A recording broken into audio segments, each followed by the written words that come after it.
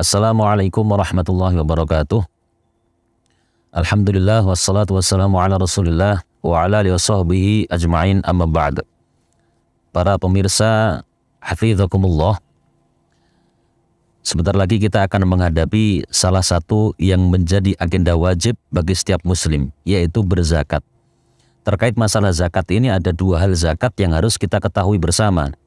Yang pertama adalah zakatun nafs atau zakat jiwa kita, yang sering dikenal juga oleh kita dengan zakat fitri atau zakat fitrah.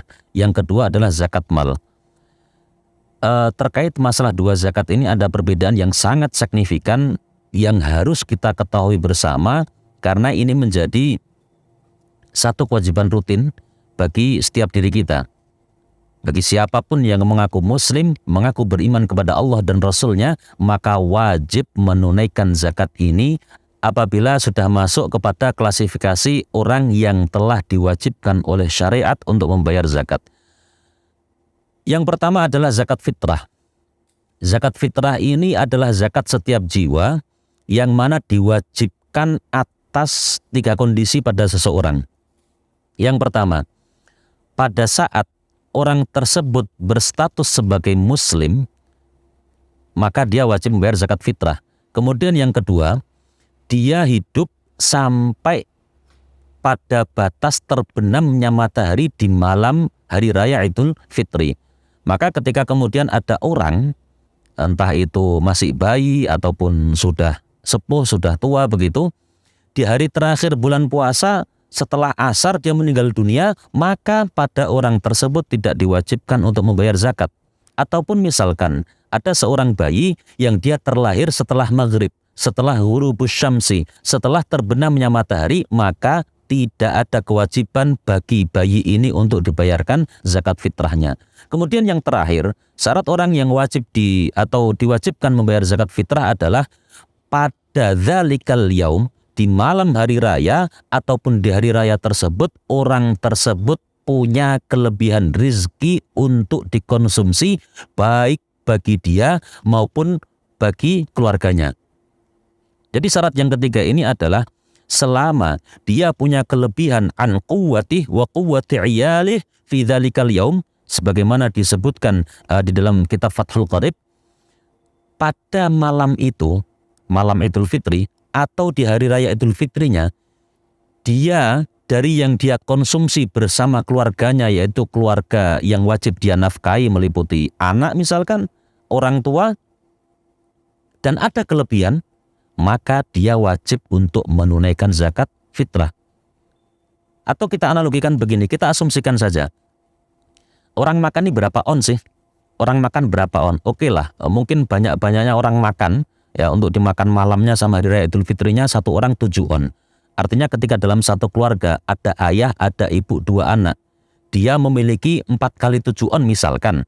Asumsinya berarti sekitar 2,8 kilo. Sementara dia punya kelebihan daripada itu, maka orang tersebut sudah diwajibkan untuk membayar zakat fitrah. Kenapa dari hal ini kita harus tahu? Banyak dari masyarakat kita yang bahkan mereka karena ketidaktahuannya, ketidakfahamannya terkait masalah ini, tidak membayar zakat fitrah. Karena dianggapnya, saya ini termasuk fakir, saya ini termasuk miskin. Yang mereka berasumsi standar kefakiran atau standar kemiskinannya ini disamakan dengan orang yang wajib membayar zakat mal. Lalu bagaimana zakat mal tersebut? Nah, zakat mal ini standarnya berbeda.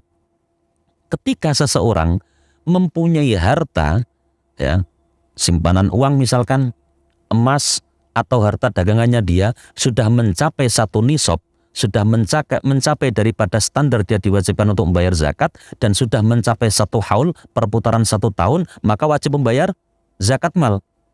Lalu berapa nisabnya? 85 gram. Nah, asumsinya begini, andai kata saat ini harga emas murni 24 karat itu 1 gramnya 1 juta rupiah, berarti ketika orang mempunyai uang 85 juta rupiah dan ini dia kepemilikannya sudah 1 tahun, maka dia wajib untuk mengeluarkan zakat mal.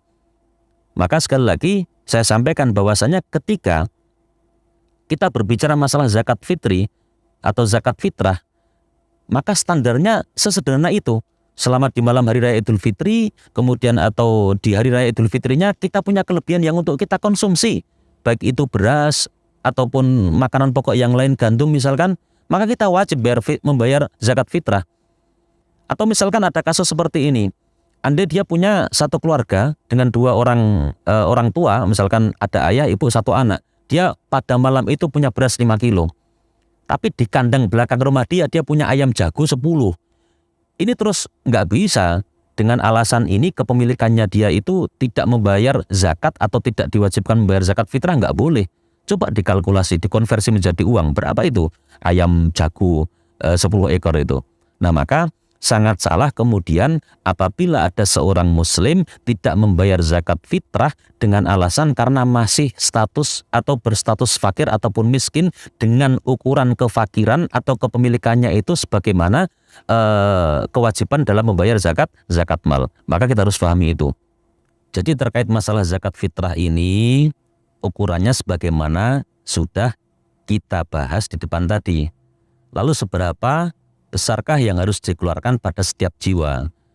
Ukurannya adalah setiap jiwa wajib mengeluarkan daripada zakat fitrah itu 1 sok dari makanan pokok. Makanan pokok di setiap daerah masing-masing. Kalau kita di Indonesia tentunya beras. Jikalau kemudian nanti di daerah yang memang makanan pokoknya gandum, kita mengeluarkan gandum. Nah 1 sok ini yang kemudian banyak perbedaan di antara para ulama kita ketika dikonversi menjadi kilogram. Nah kalau masalah ini dikonversi menjadi kilogram, panjenengan nanti mau memilih, oh 1 sok itu 2,7 kilo, 1 sok itu 2,8 kilo, atau 1 sok itu 2,9 kilo, ini monggo. Yang jelas ukurannya adalah 1 sok. Berbeda dengan zakat mal. Kalau zakat mal, selama orang itu mempunyai, ya sekali lagi, mempunyai 85 gram emas atau harta simpanan yang nilainya setara dengan itu, maka wajib mengeluarkan 2,5% dari harta tersebut.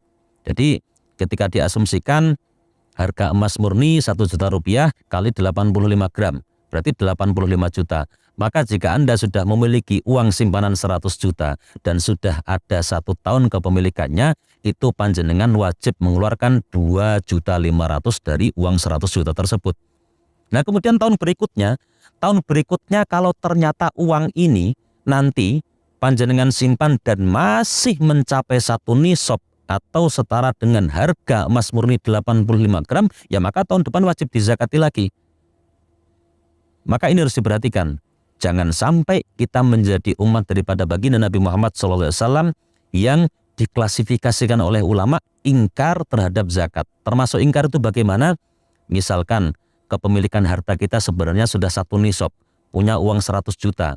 Pada saat 11 bulan menuju ke 1 tahun sengaja dibelanjakan ke hal-hal yang memang untuk sengaja mengurangi nominal harta simpanan tersebut agar tidak menjadi 1 nisab. Nah ini nanti bisa diklasifikasikan kepada orang yang ingkar terhadap zakat. Lain halnya ketika berkurangnya karena kebutuhan untuk kebutuhan hidup kita sehari-hari. Misalkan baru 11 bulan 100 juta ini kemudian berkurang karena sebab anak kita sakit membutuhkan opnam, operasi yang kemudian menghabiskan biaya 20 juta, maka pada saat haul tiba atau pada perputaran 1 tahun tiba tinggal 80 juta, ya maka nggak wajib mengeluarkan zakat mal. Sekian dari saya, semoga ada manfaatnya. Wallahul muwaffiq ila aqwamit thoriq wal 'afu minkum. Assalamualaikum warahmatullahi wabarakatuh.